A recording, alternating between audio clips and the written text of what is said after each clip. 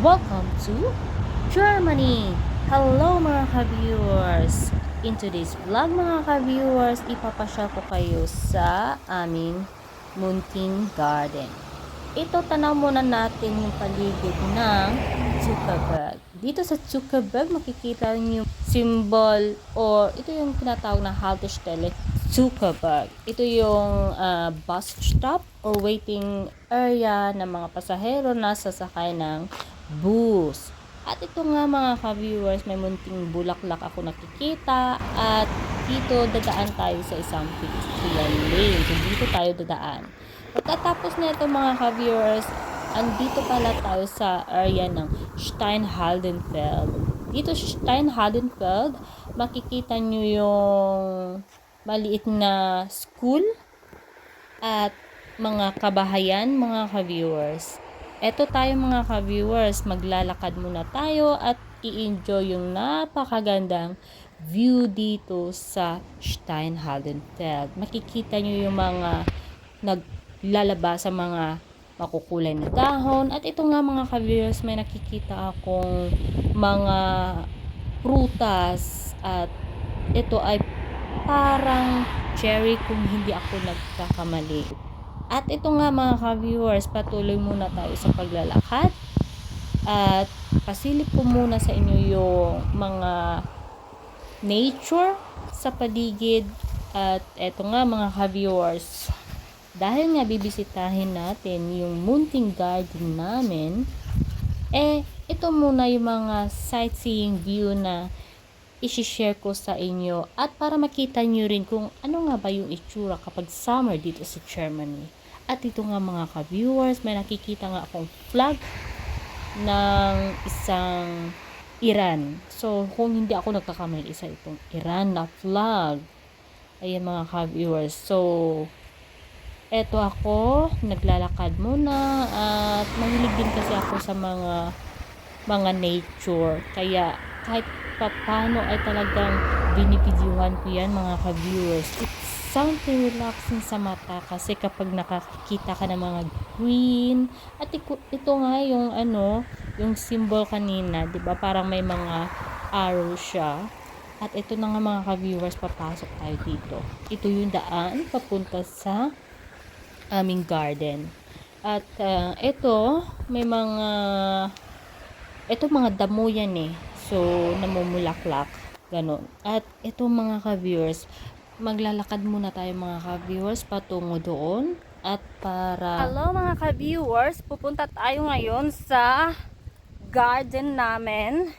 At bibisitahin natin kung ano na nga ba yung itsura ng garden. Kasi sa ilang years din naman, hindi namin nabisita at meron kaming nabalitaan na iba na daw yung susi sa garden namin, which is yung garden na yon bawal talaga palit ng susi hanggat walang approval ng may-ari. So ito yung nangyari, titingnan natin mamaya mga ka-viewers kung ano na nga ba yung naging kahinatnan ng garden namin. So ngayon andito ako lang mag-isa.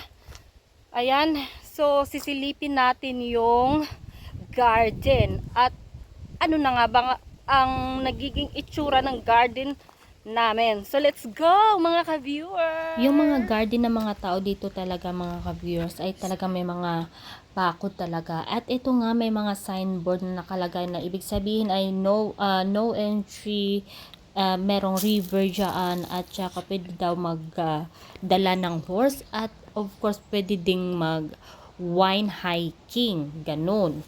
So titingnan natin yung sa kabila na naman. So diretso lang tayo mga ka-viewers. Ito yung mga garden nila. Tingnan nyo lang kung gaano kalaki, kalawak at saka privado kasi nga syempre merong gate talaga na bawal pumasok, no entry kumbaga. So yung iba dyan merong nakapaskil na ewan anong hayop kaya yun, daga or rabbit or whatever, ayun hindi ko alam kung anong klaseng hayop yung bawal dyan. So dito naman sa kabila makikita mo dito yung fry halting, ibig sabihin niyan na dapat yung daan daw ay walang nakaharang o walang nakablock dahil syempre yung kanilang sasakyan ay dapat walang mga nakaharang na mga kung ano-ano, sasakyan, motor o whatever. Ganun yung ibig sabihin ng fry halten, mga ka-viewers. At ito ngayon sa kabila, ang lalaki ng mga puno nila. Ang lalawak ng mga garden, mga ka-viewers. Diba? Ang ganda. Ang sarap pag may garden kasi nga makakagawa ka ng halimbawa pagtatanim, sa grill, at saka kung ano-ano pang pwede mong gawin kapag may sarili ka talagang garden. Eto, yung sa kabila, yung mga kapitbahay namin, yan yung mga garden nila. Ang lalaki, grabe. Hindi sa malalaki, kundi ang lawak na pala. So, ayan, mga ka-viewers. At, I guess, malapit na tayo sa garden. Yung nakikita nyo yung flag, ayun, parang ganun. Dun yun banda. Diyan yung banda. So, kunting paglalakad nila, mga ka-viewers. Tinitingnan ko kasi yung mga bawat garden ng kapitbahay. Lahat talaga, may mga susi. At ito pa, meron nakapaskil. So, mamaya titingnan natin kung anong, eto nga pala, yung parang garden, na parang may kaunting, may malit na restaurant o lokal, whatever ang tawag dyan. So, eto, merong nakapaskil, parking verboten, ibig sabihin daw ay, parking is not allowed. So, hindi ka pwede mag-park ng motor or whatever sasakyan. Kasi nga, bawal daw. At ito yung sa kabila. Yung sa kapitbahay namin. At, ayun. Halos, diba, lahat na may mga signboard ito. Pwede kang mag-tricycle, pumasok yung sasakyan. Yan ang ibig sabihin ng, signboard na yan. Ang ibig sabihin ay yung auto or motor ay pwedeng pumasok. Ganun. Is allowed. At ito na nga, mga ka-viewers, andyan, yan yung garden namin, yung tinuturo ko. At meron ngang flag ng ibang bansa, mga ka-viewers, nilagyan nila ng flag. Yan. At hindi ko alam kung anong purpose, bakit nilagyan nila ng flag. Viewers, ito na nga yung garden namin. So, ayan, nilagyan nila ng tali. So, tingnan natin kung anong meron nga ba. Ayun nga, mga ka-viewers, so double check natin. So, ayan, ito yung tinitingnan ko kasi yung puno. Kasi ang pagkakaalam ko, dapat sana yung puno ay pinutol na yan. Dahil nga nagkaroon kami ng notice galing sa nagkokontrol ng Landwirtschaft, at ang sabi daw ay kailangan daw putulin ang puno kapag masyado ng mataas. So, chine-check ko muna. At ito nga yung susi ng aming kapitbahay, yung may-ari neto, yung naglagay ng flag dyan sa puno. Ayan, chine-check ko yung kanilang susi, kung ano nga ba yung itsura. Ito naman yung susi namin na merong code number na susi. Ito yung amin. So, ayan. At gusto kong tingnan yung loob ng garden. So, pakita ko lang kung anong meron nga ba sa garden. At ito nga, may sa gitna, may nakaharang na ang ibig sabihin ay ito yung, kumbaga ibig sabihin nun yung boundaries ng lupa, kung hanggang, or anong tawag nun, yung boundaries, yung measurement ng lupa. Di ko ma-explain kung anong tawag doon. So, at ito nga, di ko alam kung ano yan, mga ka-viewers. Suggest nga kayo kung anong tawag dyan. Hindi ko talaga alam o ma-describe kung anong object yan. So, kapag alam nyo, mga ka-viewers, comment down below na lang para matulungan nyo ako sa pag-identify ng bagay na yan. Kasi hindi ko talaga alam. Yan yung nakikita ko eh. At ito nga, check natin mga ka-viewers yung ibang nakikita ko mga objects sa loob ng garden na dapat sana ay wala dyan. At ito sobrang layo to mga ka-viewers, hindi ko talaga siya masyadong makita kahit nga i-zoom ko pa sa cellphone ko ay talagang hindi ko talaga, pero yung pagkaka-identify ko parang mga upuan yata, yung puting upuan, meron silang lamesa or table ganon. So at may nakikita pa talaga ako banda doon. Wait nyo lang mga ka-viewers, hanap tayo ng exact location para ma-identify. Ito, di ko alam kung anong object yan. Kanina pa talaga ako nag-iisip, ano ba talaga yung kulay itim na yan? Siguro, grill? Music? Or hindi ko talaga alam mga ka-viewers. Please comment down below kapag may alam kayo kung ano yung kulay itim na yan. Kasi parang music siya So, pero hindi ko talaga sure kung ano klaseng object yan. Pero pag may alam kayo mga ka-viewers at marunong kayong mag-analyze ng bagay na yan, please comment down below na lang. So, isang malaking tulong na rin yan para sa akin para ma-identify yung bagay na yan at maipuzzle ko kung tama ba yung object na yan.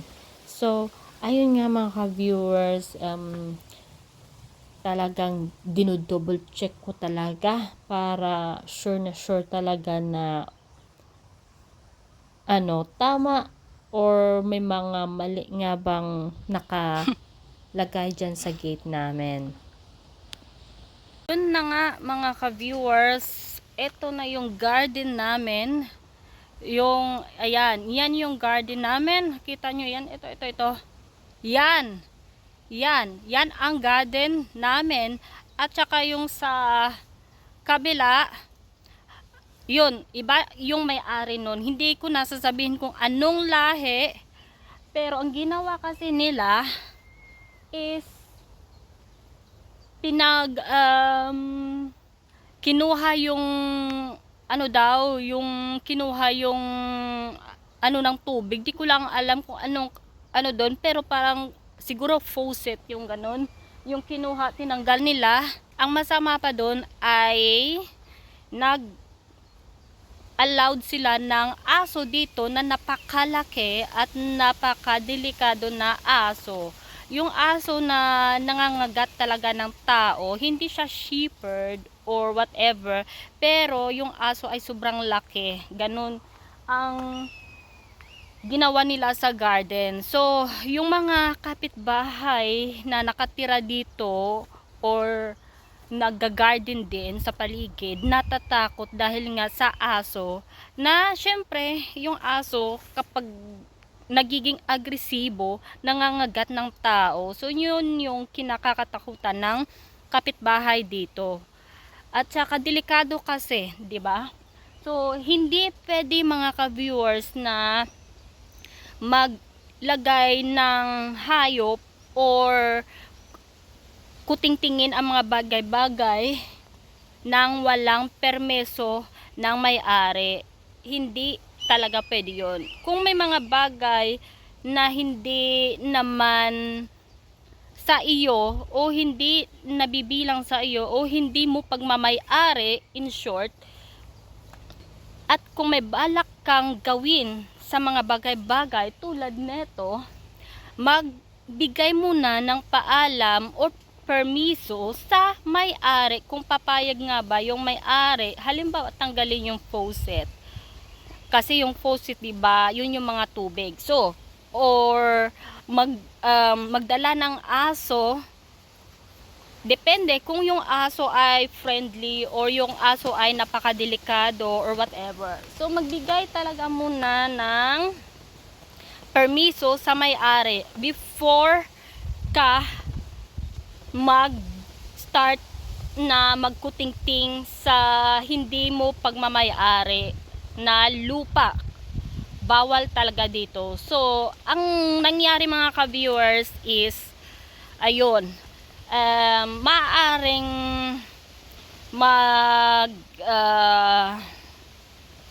maaaring magsumbong ang may-ari sa pulis at bibigyan ng first warning yung gumawa sa garden or yung nag-violate ng rules.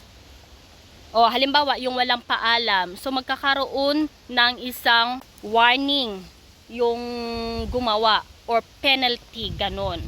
So, yan ang nangyari dito mga ka-viewers. Usually mga ka-viewers, may mga mansanas pa nga yan dyan. Ayan, paborito ko talaga yan. Mga prutas yan dyan. Yung mga maliliit na prutas. Hindi ko alam kung anong klaseng prutas, pero kulay dilaw siya. At meron talaga dyan sa loob na mansanas. Ayan, yung mansanas. Ayan nga, maliit pa yung bunga ng mansanas. Ito yung mansanas na yan. Yan yung mansanas mga ka-viewers. Ang daming bunga yan. So, at saka may mga himbi rin pa yan dyan, at saka kung ano-ano pa yung pwedeng taniman. So ang ganda, ang lawak ng garden. Tapos ayun, eto ano to, berne yata to, berne, di ko alam kung anong klaseng prutas yan. Berne yan mga ka-viewers.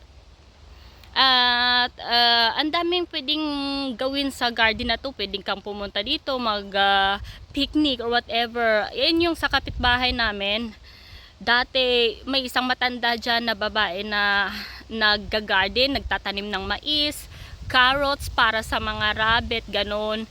May mga prutas din siyang tinatanim. At saka iba-iba pa mga ka-viewers. So ganyan yun. Ito na ngayon yung garden namin mga ka-viewers. Ayan, sobra. So, kunti na lang. Ayan.